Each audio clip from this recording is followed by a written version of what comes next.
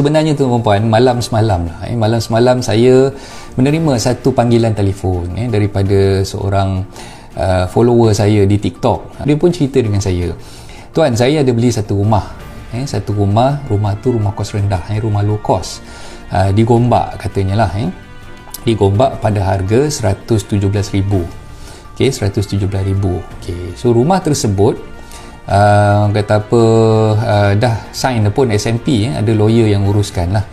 Saya tak naklah sebut nama firm tersebut, so lawyer tersebut dah uruskan urusan penjualan dan juga pembelian rumah tersebut. Yang menelpon saya ni adalah pihak pembeli. Dia dah beli rumah tersebut daripada penjual.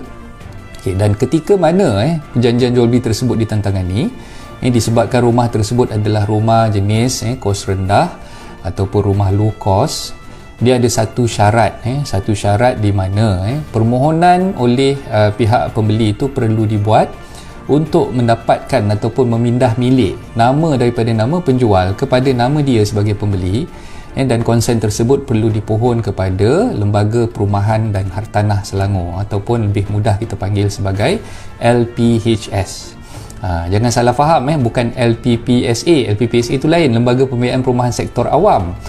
Untuk pembelian rumah kos rendah di negeri Selangor, tuan-tuan dan puan perlu membuat permohonan untuk pindah milik, ataupun kita panggil dia konsen, consent to transfer, kebenaran pindah milik, perlu dipohon kepada Lembaga Perumahan dan Hartanah Selangor ataupun LPHS. Okey, so masalah tu timbul apabila dia mendapat tahu bahawa penjual rumah tersebut tidak mematuhi syarat-syarat yang telah pun ditetapkan, syarat-syarat yang telah pun ditetapkan oleh Lembaga Perumahan dan Hartanah Selangor. Apa dia syaratnya? Untuk makluman tuan-tuan dan puan semua, sebagai seorang penjual yang ingin menjualkan rumah berstatus low cost, tuan-tuan dan puan sebagai penjual yang ingin menjualkan rumah berstatus kos rendah ni tadi, tuan-tuan dan puan perlu fahami bahawa ada satu syarat utama. Syarat utama yang telah ditetapkan oleh Lembaga Perumahan dan Hartanah Selangor. Apa dia syarat utama tersebut? Tuan-tuan dan puan sebagai penjual perlu memegang ataupun memiliki hartanah tersebut untuk tempoh sekurang-kurangnya 5 tahun dan ke atas. Maksudnya kat sini, tuan-tuan dan puan, dalam tempoh 5 tahun yang pertama tu, tuan-tuan dan puan tak boleh menjual rumah tersebut kepada pembeli. Okey, so fahamkan begini, dia punya senario dia. Yang menelpon saya semalam ni, dia dah terbeli rumah kos rendah, rumah kos rendah daripada penjual, dan peguam yang menguruskan penjualan rumah tersebut telah pun terkhilaf ataupun tersilap kerana menyediakan perjanjian jual beli untuk menjual rumah tersebut pada dia tanpa usul periksa, tanpa orang kata memahami apa yang sepatutnya dia buat. Adalah dia patutnya cek dulu, peguam tu sepatutnya cek dulu perjanjian jual beli di antara penjual dengan pemilik terdahulu. So maknanya perjanjian jual beli di antara penjual dengan pemilik terdahulu mestilah sekurang-kurangnya tempoh 5 tahun dan ke atas. Barulah pembeli yang telefon saya semalam ni, pembeli ni boleh menandatangani what we call perjanjian jual beli untuk membeli pula rumah tersebut daripada penjual tersebut. So dalam hal ini tuan-tuan dan puan, yang menelpon saya semalam ni, saya namakan dia sebagai Mr. S lah, senang kan. Mr. S ni telefon dengan saya, dia telefon saya, dia beritahu dengan saya, Coach, saya menghadapi masalah bila mana permohonan kebenaran pindah milik daripada Lembaga Perumahan Hartanah Selangor tu ditolak atas alasan penjual tidak mematuhi terma yang ditetapkan oleh LPHS, kerana penjual baru sahaja membeli hartanah tersebut pada tahun 2018. So tuan-tuan dan puan kira lah 2018, 2019, 2020, 2021, 2022. Sekarang ni 2022, baru 4 tahun. Tempohnya baru 4 tahun daripada tarikh penjual memiliki rumah tersebut terdahulu daripada tu. So maknanya dia tak mematuhi terma dan syarat yang ditetapkan oleh Lembaga Perumahan Tanah Selangor tadi, which is dia kena pegang sekurang-kurangnya tempoh 5 tahun dan ke atas.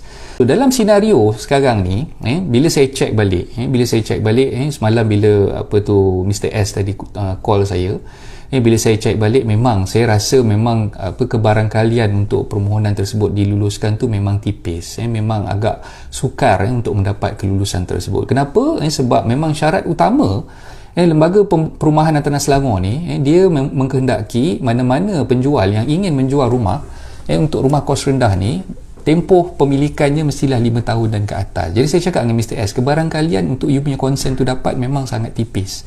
Memang sangat tipis. Jadi apa yang saya syorkan pada dia, dia ada dua remedy yang boleh dibuat di situ. Sama ada, yang pertama, dia boleh membatalkan perjanjian jual beli tersebut atas dasar penjualan tersebut tidak sah kerana penjual telah menjual rumah tersebut kurang daripada tempoh 5 tahun seperti mana yang ditetapkan oleh Lembaga Perumahan Tanah Selangor. Dengan mengetahui bahawa rumah tersebut adalah rumah kos rendah, sepatutnya penjual dia kena comply, dia kena patuh dengan syarat yang telah ditetapkan oleh APHS, di mana dia perlu menunggu sampai tahun depan lah sekurang-kurangnya untuk tempoh 5 tahun tersebut tamat, barulah dia boleh menjualkan rumah tersebut pada Mr. S ni tadi. Itu yang pertama, dia boleh batalkan perjanjian jual tersebut. Dan seterusnya, apabila dia dah batalkan perjanjian jual beli tersebut, sepatutnya bayaran yang dah dibuat oleh dia, oleh Mr. S tadi kepada peguam sebagai stakeholder, perlu dipulangkan balik duit bayaran yang dia dah bayar tadi tu, sama ada kepada peguam ataupun pada ejen hartanah yang menguruskan urusan jual beli hartanah tersebut, perlu dipulangkan semula kepada Mr. S. Perlu dipulangkan semula kepada pembeli ni tadi.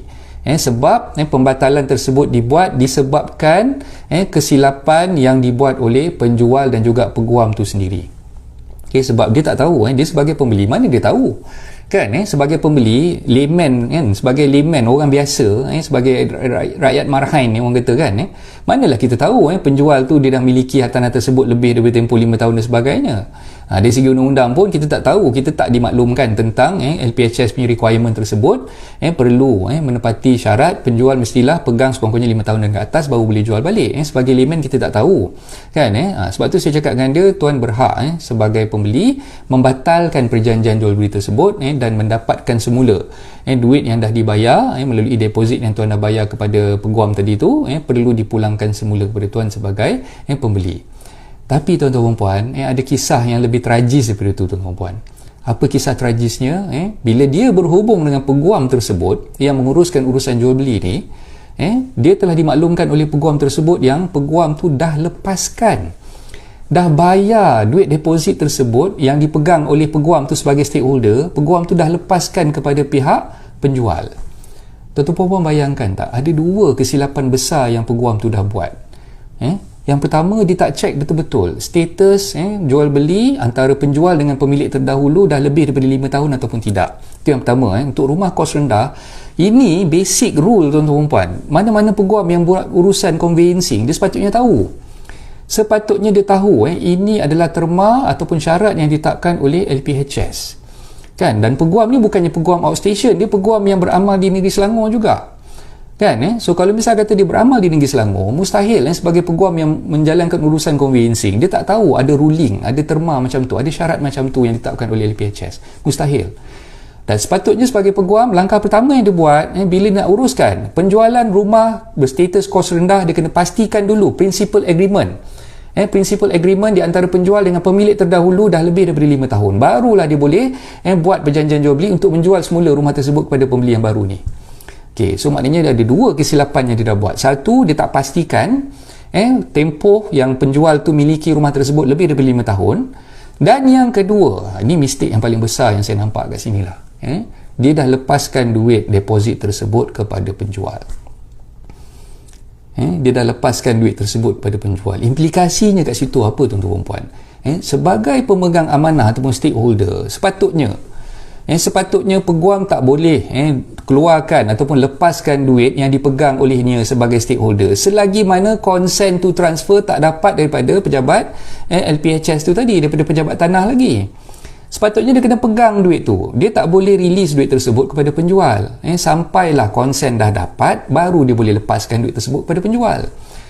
Tapi ini tidak. Dia dah lepaskan duit tersebut, dah bayar dah pun kepada penjual. Dah release dah pun kepada pihak penjual tu tadi. Sepenuhnya pula tu duit tu.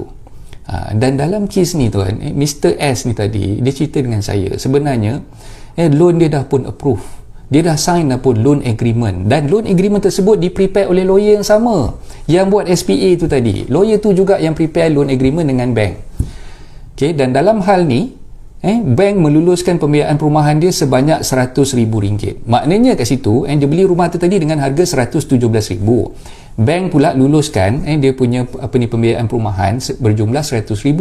Ada shortfall di situ sebanyak RM17,000. Duit RM17,000 ni dia dah bayar kepada peguam tu tadi, dan peguam dah lepaskan pula duit ni kepada penjual, tuan-tuan dan puan. Cuba bayangkan kat situ macam mana dah dua kesilapan besar yang dilakukan oleh peguam tadi. Duit dah dilepaskan kepada penjual. Penjual ni pula bila dia check dengan penjual tu tadi, penjual kata saya dah guna pula duit tu. Dia dah guna pula duit tu, tuan-tuan puan. Saya dalam keadaan terdesak, saya jual rumah ni, memang saya nak pakai duit. Jadi duit yang awak bayar tu, yang lawyer dah release pada saya ingat saya boleh guna sebab saya tak tahu ada masalah macam ni. Dia pun dah guna dah duit tu. So sekarang duit tu pun dah hilang, dah terpakai. Peguam pun dah tak ada lagi duit yang dipegang sebagai stakeholder. So macam mana dia nak dapatkan balik duit deposit yang dah dibayar tadi, berjumlah RM17,000. Dan orang yang beli rumah low cost ni, tuan-tuan puan, bukannya orang yang mudah, orang yang senang. Bukan orang yang memang orang kata golongan kayangan yang memang ada duit lebih nak beli rumah low cost ni macam ni. Kebiasaannya rumah-rumah low cost ni dibeli oleh orang yang memang berkehendakkan nak beli rumah, rumah yang mampu milik, yang dia boleh tinggal di rumah tersebut, dan dia boleh orang kata beli dengan harga yang murah, dengan harga yang rendah lah. Sebab tu namanya pun rumah kos rendah. Kan? Cuba bayangkan, dia nak kumpulkan duit. Dia cerita dengan saya semalam ni dengan nada yang sedih. Saya tak dapat rasa dalam hati saya ni, saya dapat rasa. Sebab tu saya tegak hati nak buka topik ni pagi ni, nak cerita dalam cubitan pagi ni. Saya tinggalkan kejap sesi bedah buku bersama dengan tuan-tuan perempuan semua, sebab saya nak cerita dengan tuan-tuan perempuan implikasi daripada kesilapan yang dah dibuat oleh peguam yang tak tahu nak uruskan kes-kes yang macam ni. Sedangkan benda tu salah di sisi undang-undang. Dia tidak boleh riliskan duit tersebut selagi mana konsen belum dapat daripada lembaga perumahan, daripada pejabat tanah, daripada pihak berkuasa negeri. Tak boleh, tuan-tuan perempuan. Dalam kes-kes yang melibatkan sekatan kepentingan, bila geran tu ada menyatakan sekatan kepentingan, tanah ni tak boleh dipindah milik, dipajak, digadai melainkan dengan kebenaran pihak berkuasa negeri, lawyer tak boleh rilis duit stakeholder yang dipegang selagi mana kebenaran tu tak diperolehi daripada pejabat tanah. Jangan marah lawyer kalau lawyer peram duit tersebut. Sebab apa? Memang itulah syaratnya. Kebenaran pindah milik mesti diperolehi terlebih dahulu, barulah lawyer boleh riliskan duit deposit tu kepada pihak penjual. Selagi mana tak dapat lagi konsen, selagi tu lawyer kena pegang duit tersebut sebagai pemegang amanah. Tu yang namanya stakeholder, pemegang amanah, sebab kita kena pegang duit tersebut. Dan kita tak boleh rilis sembrono sesuka hati kita saja, walaupun dipaksa, walaupun diminta oleh pihak penjual. Penjual ugut ke apa ke, itu lantak dia lah kan. Kita buat keras saja. Peguam memang tak boleh riliskan duit tersebut. Jadi dalam kes ni dia dah lakukan dua kesilapan besar. Satu, dia tak check bila perjanjian jual beli antara penjual dengan pemilik terdahulu tu berlaku, yang mana dalam kes ni tahun 2018 masih lagi dalam tahun keempat. Dan yang kedua, dia tak check sama ada boleh ataupun tidak dia release duit tersebut. Dia dah release dah pun kepada pihak penjual. Duit tu dah habis dah pun digunakan oleh pihak penjual. Jadi sekarang ni Mr. S dah tersepit tengah-tengah, menjadi pembeli yang teraniaya. Jadi ditanya dengan saya apa remedy yang dia ada, apa tindakan yang dia boleh buat. Okay, saya nasihatkan kepada dia, Mr. S, okay, sekarang ni sama ada you boleh report pada majlis peguam, pada bar council atas salah laku yang dah dibuat oleh peguam tersebut. Dia dah buat dua salah laku di sini. Jadi apa yang saya advise Mr. S? Mr. S, you sebenarnya boleh claim balik the whole amount yang you dah bayar. The whole amount yang you dah bayar. Sebab ini bukan silap you, ini silap dia. Dah lah dia dah tak advise you accordingly, sepatutnya tak boleh beli rumah ni. You pula dah bayar 17,000 untuk bayar shortfall differential sum between you punya loan dengan you punya SPA price. Which is 100,000 loan, 117,000 untuk SPA price. So ada shortfall 17,000, you dah bayar dah differential sum tu pada dia. dia pula dah silap, dah release pula duit tu kepada penjual. Sepatutnya dia tak boleh release lagi kepada penjual. So dah banyak benda dia buat silap kat sini. Dah banyak kesalahan yang dia dah buat kat sini. So saya cakap dengan dia, Mr. S, you cakap dengan dia, kalau you tak pulangkan balik saya punya duit, saya akan bawa hal ni pergi ke Bar Council punya disciplinary board. Saya tak tahulah lepas ni apa yang Bar Council akan buat. Dia mungkin akan suspend dia punya lesen, akan gantung dia punya lesen, ataupun akan revoke you punya nama, strike off you punya nama daripada bar punya members. Jadi itu tindakan-tindakan yang mungkin boleh dibuat oleh majlis peguam, oleh badan